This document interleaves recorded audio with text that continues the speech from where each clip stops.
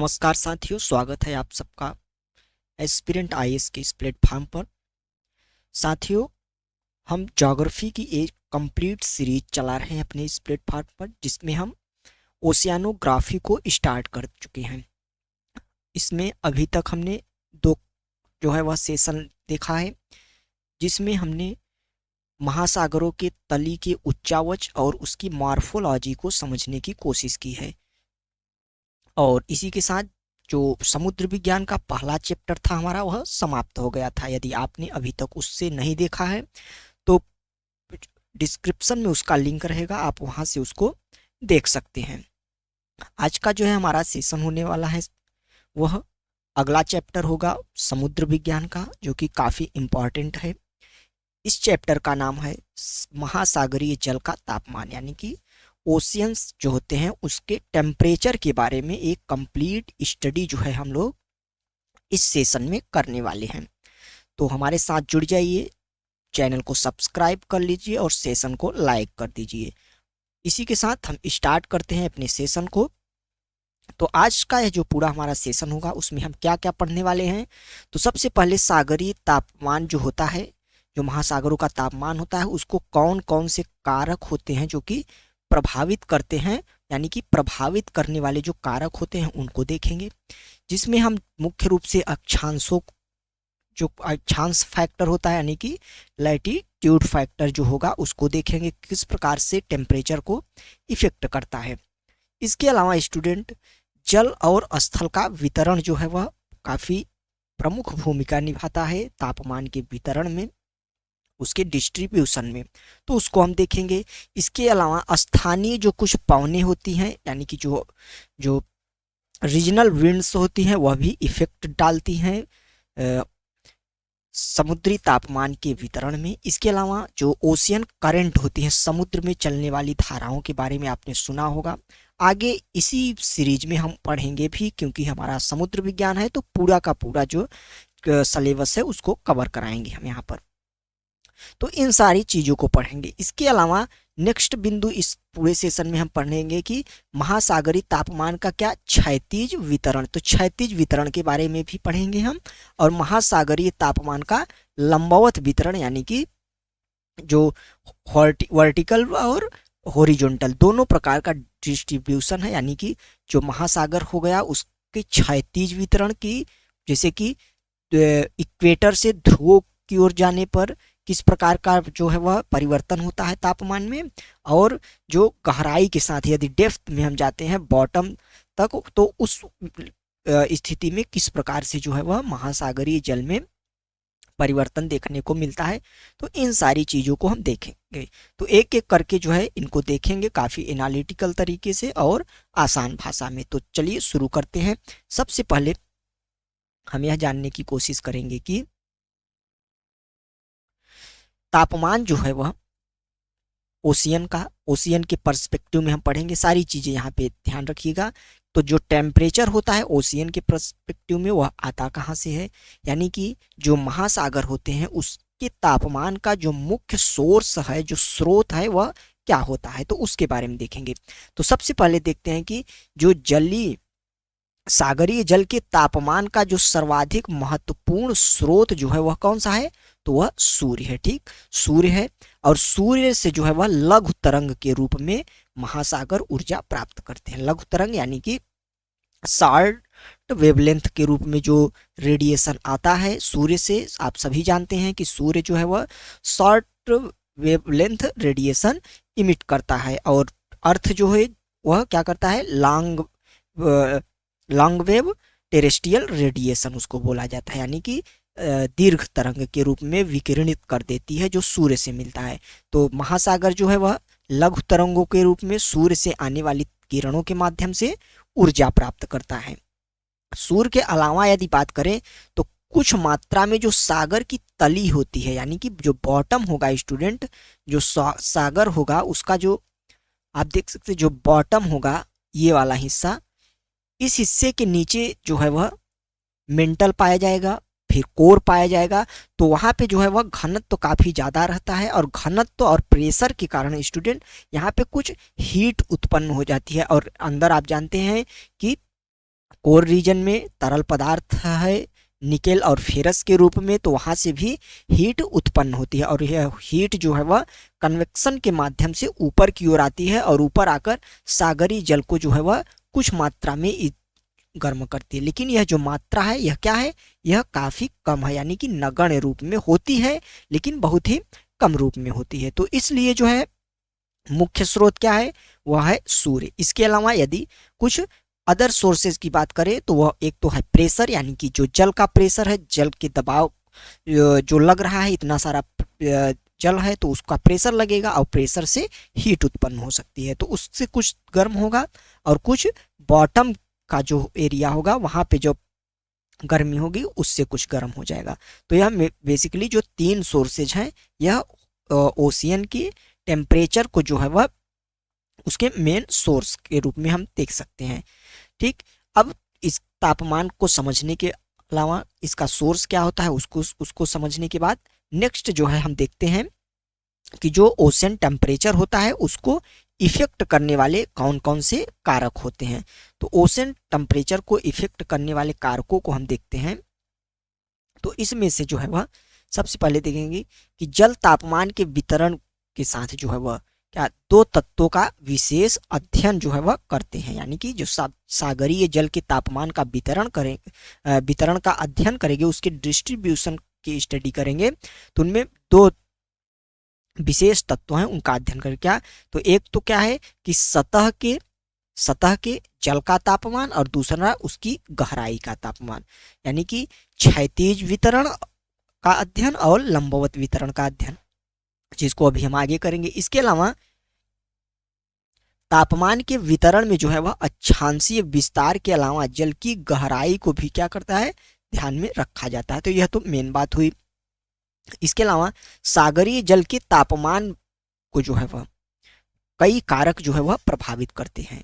ठीक, जिसमें से प्रमुख कारकों को जो कि काफी ज्यादा इंपॉर्टेंट है और जिनसे एग्जाम में क्वेश्चन बनते भी है और बेसिकली वही है भी इंपॉर्टेंट कारक, तो उन सबको हम पढ़ते हैं। तो चलते हैं नेक्स्ट स्लाइड पे और वहां से जो है वह इंपॉर्टेंट जो फैक्टर है उनको देखते हैं। तो सबसे पहला जो हमारा फैक्टर होगा वह होगा अक्षांश, यानी कि लैटिट्यूड।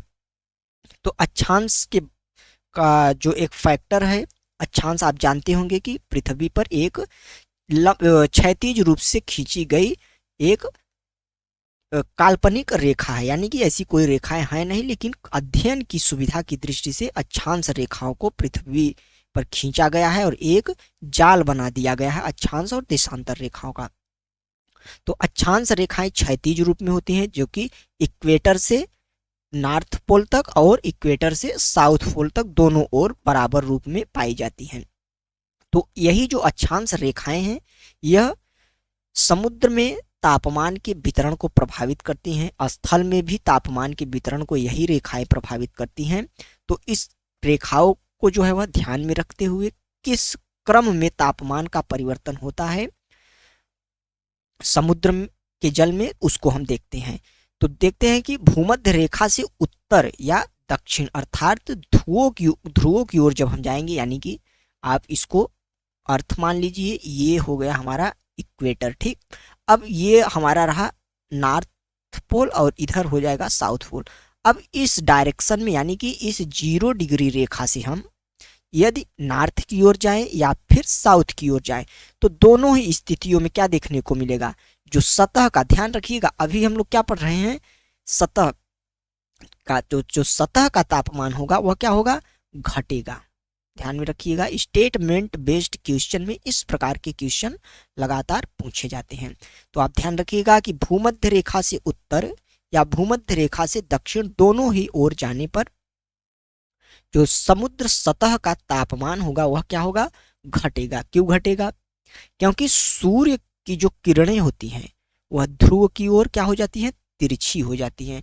अब जैसे सूर्य आप मान लीजिए यहाँ पे है, अब सूर्य जब यहाँ से चमकेगा तो सीधे किरण 0 डिग्री पे जाएगी, फिर उसके बाद कुछ इधर, उसके बाद जैसे हम पोल्स की ओर जाएंगे तो यह क्या हो जाएंगी, तिरछी हो जाएंगी और तिरछी किरणों से उतना ज़्यादा जो है वह इंसुलेशन हमें देखने को नहीं मिलेगा, यानी कि सूर्यातप जो होगा उतना ज़्यादा देखने को नहीं मिलेगा और सूर्यातप की कमी के कारण जो है वह ऊर्जा जो है वह कम कंज्यूम हो पाएगी ओशियंस में।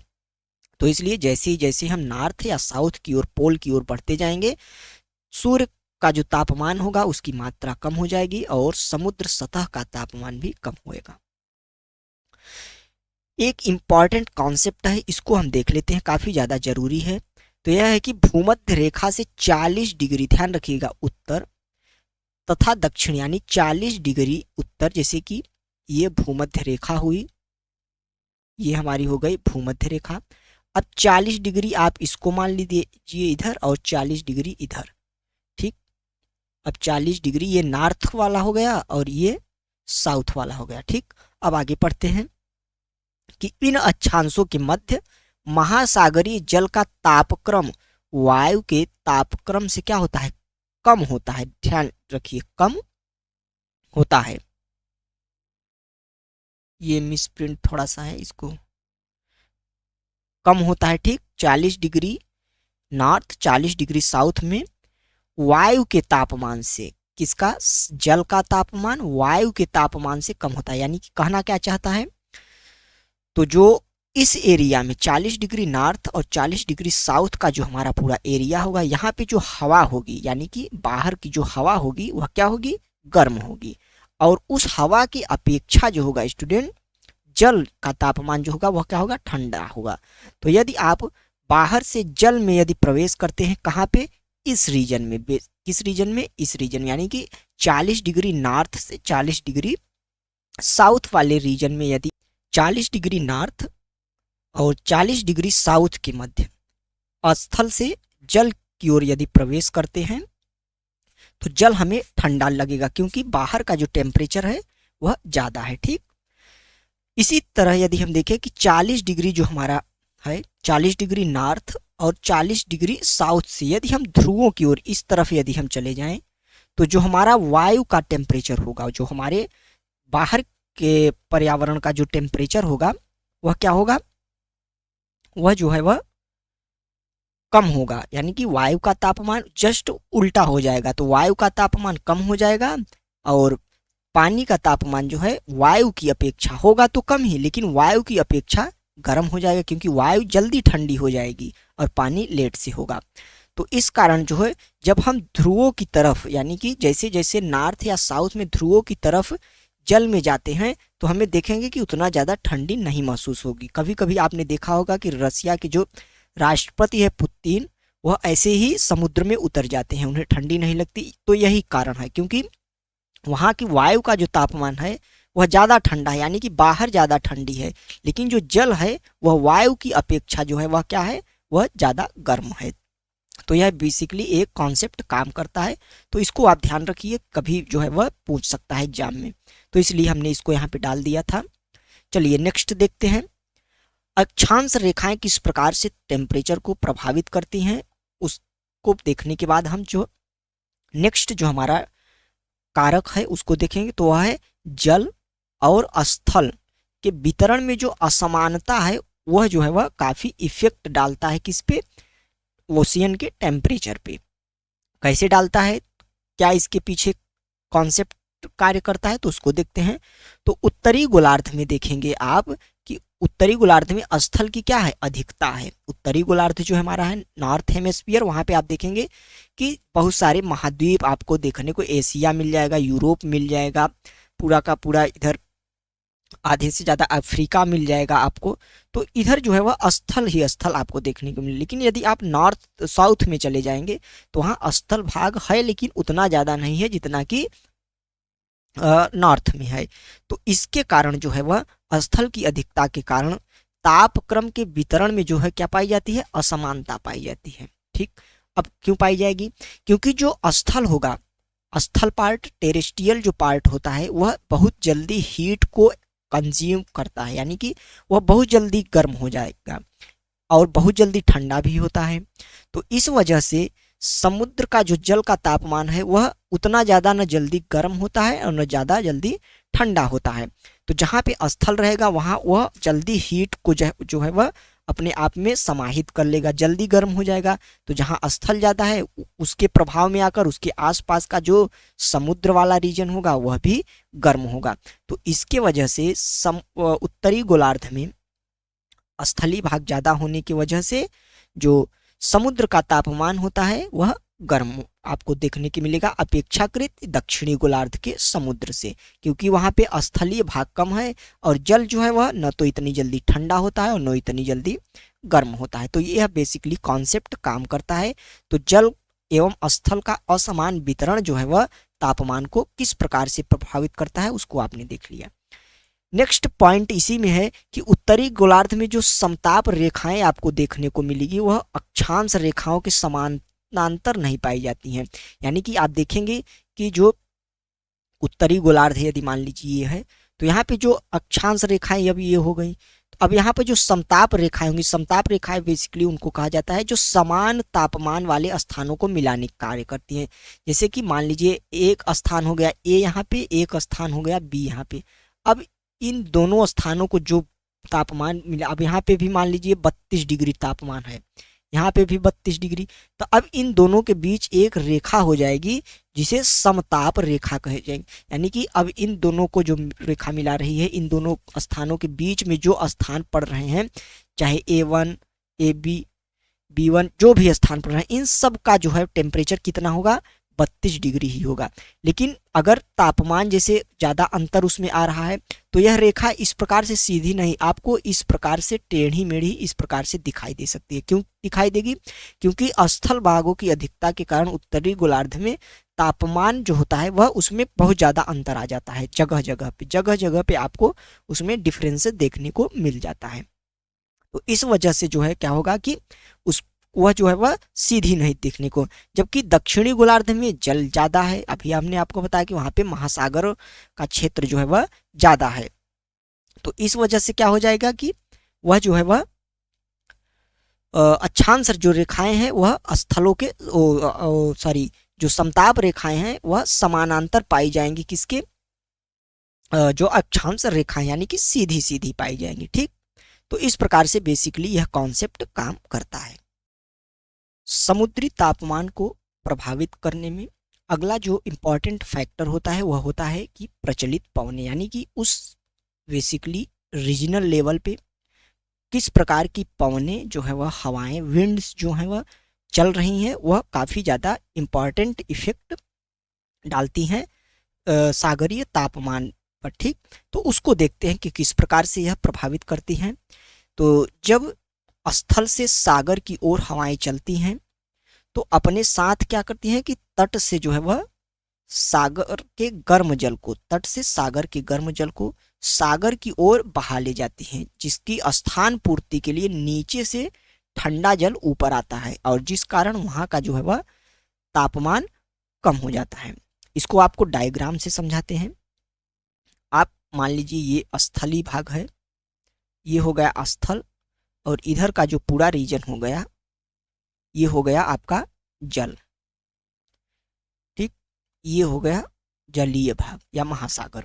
अब जब हवाएं इस दिशा में चलेंगी,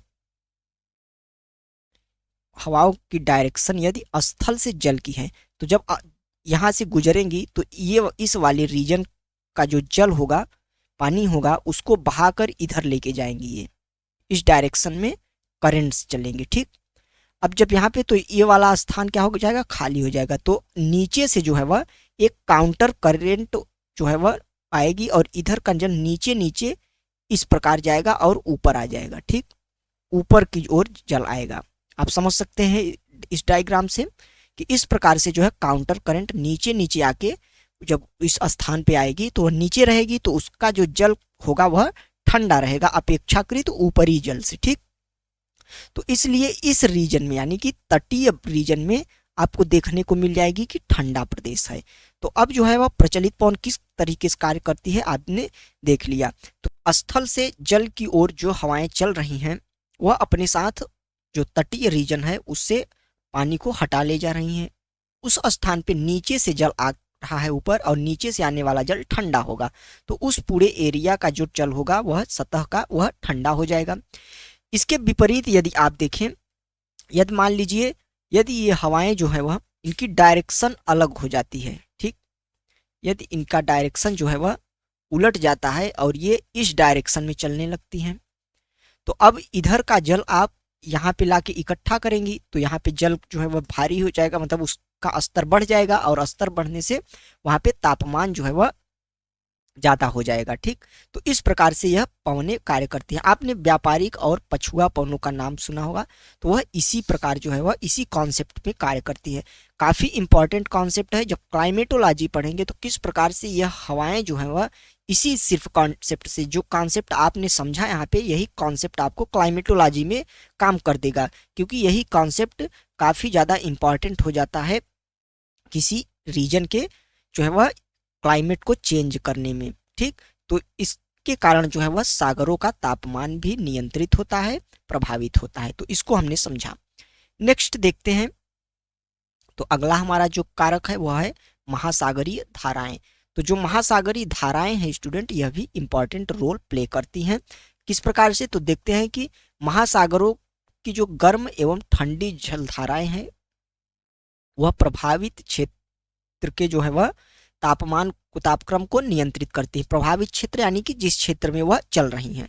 जैसे कि गर्म धाराएं जहां पे पहुंचते हैं वहां का तापमान जो है वह बढ़ा देती हैं, जैसे कि गल्फ स्ट्रीम। गल्फ स्ट्रीम जो है वह अटलांटिक महासागर के पश्चिमी तट पे जो है वह पश्चिमी अटलांटिक महासागर में चलने वाली जो है एक गर्म जलधारा है, जो कि गर्मी के कारण जो ध्रुवों की ओर जाती है। उस रीजन में ग्रीनलैंड, उसके बाद वह अलग नाम से जो कि अटलांटिक प्रवाह के नाम से जानी जाती है, उत्तरी अटलांटिक प्रवाह, और नॉर्वे तट तक जाती है। तो जिसको अभी हम पढ़ेंगे भी आगे अपनी आने वाली क्लासेस में। तो यह जो धारा है यह जिस स्थान पे पहुंचती है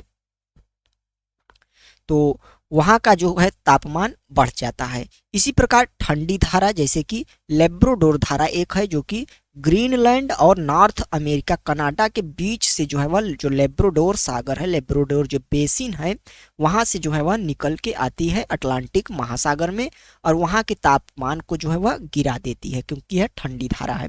तो इस प्रकार गर्म और ठंडी धाराएं जो है, इस प्रकार की कई धाराएं हैं, वे महासागरों के तापमान को जो है वह घटा और बढ़ा सकती हैं। तो इस प्रकार से जो है वह जो मेजर फैक्टर्स थे जो कि डिस्ट्रीब्यूशन को इफेक्ट करते हैं उनको हमने देख लिया। कुछ अन्य कारक भी छोटे हैं, उनको भी हम देख लेते हैं कि किस प्रकार से प्रभावित करते हैं। तो उसमें है अंतःसागरीय कटक। अंतःसागरीय कटक यानी कि सागर के मध्य, जो हमने पढ़ा था अंतःसागरीय कटक अपने पिछली क्लासेस में, तो वही है। तो वह जहाँ पे पाया जाएगा उसके एक और दूसरा और दूसरी ओर दूसरे प्रकार का टेम्परेचर हो सकता है, क्योंकि जो जल राशि है वह मिक्स नहीं हो पाए, क्योंकि अंतःसागरीय जो कटक होता है यह समुद्र के अंदर एक पर्वत ही होता है जो कि समुद्र को दो भागों में बांट देता है, ठीक। तो इसकी वजह से भी ओशियन का जो टेम्परेचर होता है वह थोड़ी बहुत मात्रा में कंट्रोल होता है। इसके अलावा स्थानीय मौसम संबंधी जो दशाएं होंगी वह भी प्रभावित करेंगी। जिस तट के पास गर्मी है वहां के आसपास का जो समुद्री रीजन है वह भी गर्म होगा। यदि ठंडा मौसम है वहां पे स्थानीय मौसमी दशाएं ठंडी हैं तो ठंडा समुद्र होगा, यह भी प्रभावित करता है। इसके अलावा सागर की स्थिति और आकार भी काफी ज्यादा इंपॉर्टेंट करती है, यानी कि उसकी स्थिति नॉर्थ हेमिस्फीयर में है कि साउथ हेमिस्फीयर में है, इस प्रकार की स्थिति भी इंपॉर्टेंट है और उसका आकार भी जो है वह महत्वपूर्ण हो जाता है तापमान के कंट्रोलिंग में, ठीक। तो इस प्रकार ये सभी फैक्टर्स जो है वह समुद्री सतह के तापमान को जो है वह प्रभावित करने में महत्वपूर्ण रोल प्ले करते हैं। तो प्रभावित करने वाले कारकों को देखने के बाद स्टूडेंट अब हम जो है वह इसके वितरण को देखते हैं। और कैसा वितरण? तो दो प्रकार का वितरण, एक क्षैतिज और एक लंबवत। तो सबसे पहले हम देखेंगे क्षैतिज वितरण। तो महासागरों के तापमान का क्षैतिज वितरण से तात्पर्य है कि सतह का वितरण, यानी कि इक्वेटर से पोल तक और नॉर्थ पोल तक और इक्वेटर से साउथ पोल तक। तो इसको देखेंगे तो देखते हैं कि सामान्य रूप से भूमध्य रेखा पर जो महासागरों की ऊपरी सतह है उसका तापमान जो है वह 26.7 डिग्री सेल्सियस होता है, ठीक। तो 26.7 डिग्री सेल्सियस भूमध्य रेखा के आसपास की जो सतह होती है वहां पे होता है। इसके बाद उत्तर तथा दक्षिण जाने पर जो है वह तापमान में गिरावट आती है, जो कि अभी हमने पहले ही पढ़ लिया था। और यह तापमान में जो गिरावट है यह साधारण तौर पर जो है वह साधारण तौर पे प्रत्येक अक्षांश आगे बढ़ने पर 0.5 डिग्री फ़ारेनहाइट होते हैं। यानी कि जैसे कि आप मान लीजिए ये रहा हमारी पृथ्वी, ये रहा इक्वेटर, अब मान लीजिए ये रहा 1 डिग्री, ठीक, 1 डिग्री। अगर यहाँ पे जो है टेम्परेचर आपको 0 डिग्री पे टेम्परेचर आपको 26.7 डिग्री दिख रहा है, तो यहाँ पे आपको जाने पर एक पर आपको कितना दिखेगा, तो 26.2 डिग्री, ठीक। तो इस प्रकार आप इसको समझिए, इस रेट में जो है वह यह गिरता है, ठीक। तो यह तो रहा गिरने का रेट। तो किस प्रकार से आप समझ सकते हैं कि दक्षिणी गोलार्ध या उत्तरी गोलार्ध जाने पे सतह का तापमान गिरता है। बात करें यदि दक्षिणी गोलार्ध की, तो अपेक्षाकृत यह उत्तरी गोलार्ध से जो है वह तापक्रम यहाँ पे उत्तरी गोलार्ध की अपेक्षा तापक्रम यहाँ पे कम पाया जाता है। क्यों कम पाया जाता है, इसको अभी हमने पहले देख लिया था, क्योंकि वहाँ पे स्थलीय भाग कम है और उत्तरी गोलार्ध में स्थलीय भाग ज़्यादा है। चलिए नेक्स्ट देखते हैं कि जो उच्चतम तापक्रम होता है, यानी कि सतह का जो उच्चतम तापक्रम होता है वह भूमध्य रेखा पर न होकर उससे थोड़ा क्या होता है, उत्तर पाया जाता है, ठीक।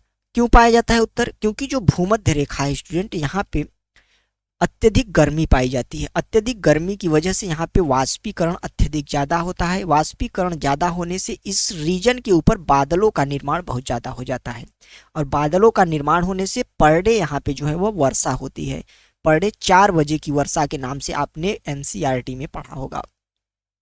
तो यहाँ पे पर डे 4 बजे वर्षा होती है, और जिस कारण जो है वह इस रीजन में भारी मात्रा में जल मिक्स हो जाता है और तापमान को कम कर देता है। तो यह एक मेजर जो है वह यही कॉन्सेप्ट है कि यहाँ पे वर्षा होती है पर डे और वाष्पीकरण ज़्यादा होता है, जिस कारण यहाँ पे उच्चतम तापमान तो ज़्यादा पाया जाता है, लेकिन उच्चतम नहीं होता है। उच्चतम कहाँ पे होता है, कुछ आगे और कुछ पीछे, यानी कि जिसे हम अयनवर्ती क्षेत्र बोलते हैं, जैसे कि 10 से 20 डिग्री नॉर्थ और साउथ वाला रीजन, ठीक। औसत वार्षिक तापमान की बात करें महासागरों की, तो यह जो है वह 17.2 डिग्री सेल्सियस निश्चित है, यानी कि औसत वार्षिक तापमान है। और उत्तरी गोलार्ध की तो 19.4 डिग्री और दक्षिणी गोलार्ध की 16.1 डिग्री। अब उत्तर में कम है, दक्षिण में ज़्यादा है। यह कॉन्सेप्ट आपने समझ लिया है कि क्यों ज़्यादा और क्यों कम है। तो यह बेसिकली क्षैतिज वितरण रहा। क्षैतिज वितरण में कॉन्सेप्ट के साथ हमने देखा कि किस प्रकार से तापमान घट रहा है, तापमान किस रेट से घट रहा है, क्यों घट रहा है, उत्तरी गोलार्ध में क्यों ज़्यादा है, दक्षिणी गोलार्ध में क्यों कम है। इन सभी जो है वह कॉन्सेप्ट को हमने अच्छे से समझा। आगे देखते हैं।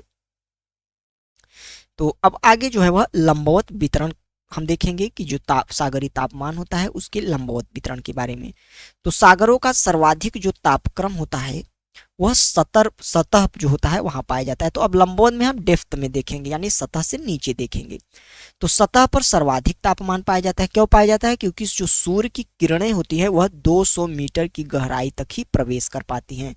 उसके बाद उनकी जो क्षमता होती है नहीं होती है, और सूर्य की किरणों के अभाव में, सूर्यातप के अभाव में सागरीय जल का गर्म होना लगभग असंभव है। तो इसलिए जो है वह 200 मीटर तक सूर्यातप प्राप्त होता है, और इतने के अंदर ही जो है वह सागरीय सतह गर्म हो पाता है। और इससे अधिक गहरे भाग में सूर्य की किरणें प्रविष्ट नहीं होती हैं, अतः जो है वह इसके नीचे जो है वह सतह के नीचे गहराई जाने पर तापक्रम क्या होगा, घटेगा, यानी कि गहराई पे जाने पर तापक्रम घटेगा। लेकिन यह घटने का जो दर होता है स्टूडेंट, अभी आगे हम कॉन्सेप्ट के साथ देखेंगे, जो दर होगा वह समान नहीं होगा। क्यों नहीं होगा, आगे देखते हैं। तो ऊपरी सतह से नीचे जाने पर बढ़ती गहराई के साथ जो है वह तापक्रम घटता है, परंतु घटने की दर जो है समान नहीं होती, जो अभी हमने कहा। और क्यों नहीं होती कि 2000 मीटर से नीचे तापक्रम में परिवर्तन जो है वो प्रायः नहीं के बराबर होता है। 2000 मीटर तक जाने के बाद लगभग जो है वह परिवर्तन होता ही नहीं है, उतने पे ही टेम्परेचर स्टिक हो जाता है। तो देखते हैं कि भूमध्य रेखा से ध्रुव की ओर गहराई के साथ तापमान में जो है वह गिरावट असमान होती है। अब असमान क्यों होती है इसको थोड़ा सा हम देख लेते हैं। ठीक, छोटा सा कॉन्सेप्ट है। आप जब भूमध्य रेखा पर अपने आप को जो है वह लाइए, भूमध्य रेखा पर आप हैं, गर्मी ज़्यादा है, सतह का तापमान भी ज़्यादा है। आपने पढ़ा कि सतह से नीचे जाने पर तापमान कम होगा। तो अब जब आप नीचे जाएंगे तो जैसे जैसे आप नीचे चले जाएंगे तो लगातार तापमान कम होता जाएगा। 2000 मीटर के बाद लगभग आपको तापमान जो है वह के कम होने का अनुभव नहीं होगा, काफ़ी ज़्यादा नीचे गिर चुका होगा तापमान। ठीक, अब आप अपने आप को भूमध्य रेखा से उठाकर उच्च अक्षांशों में ले जाइए, यानी कि 70-80 डिग्री अक्षांशों में, रसिया के करीब आप ले जाइए।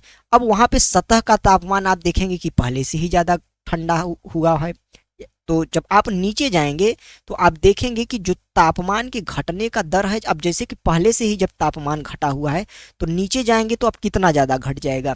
तो इसलिए जो तापमान है नीचे, आपको कभी कहीं कहीं पे तो ऐसे स्थान देखने को मिलेंगे कि नीचे जाने पे तापमान गर्म होने लगा, क्योंकि ऊपर इतनी ज़्यादा ठंडक है और जिसके कारण नीचे का तापमान प्रेशर के कारण, जल के दबाव के कारण जो है वह गर्म देखने को मिलने लगता है। तो इसलिए इसके जो है वह घटने में जो है वह गिरने में असमानता पाई जाती है। ठीक, और तली पे ध्रुव हो चाहे फिर वह इक्वेटर हो, भूमध्य रेखा, दोनों जगह तापमान समान पाए, यानी कि ओशन बॉटम जो होगा वहां पे तापमान समान होगा। तो समान के लिए यदि भूमध्य रेखा से नीचे जाएंगे तो तेजी से घटेगा, ध्रुवों पर नीचे जाएंगे तो धीरे धीरे घटेगा, और हो सकता है कि घटे ही ना। तो यह कॉन्सेप्ट कार्य करता है। आगे पढ़ते हैं कि जिन क्षेत्रों से सतह का जल सतह जो सतह का जल है वह बहा लिया जाता है और नीचे से जल ऊपर आता है, वहां पर सतह का जो है वह तापक्रम कम हो जाता है। जो कि अभी आप पीछे कॉन्सेप्ट हमने हवाओं के पर्सपेक्टिव में जो कॉन्सेप्ट समझाया था वही जो है वह इंपॉर्टेंट है। यहाँ पे वही कॉन्सेप्ट यहाँ पर भी कार्य कर रहा है। ठीक,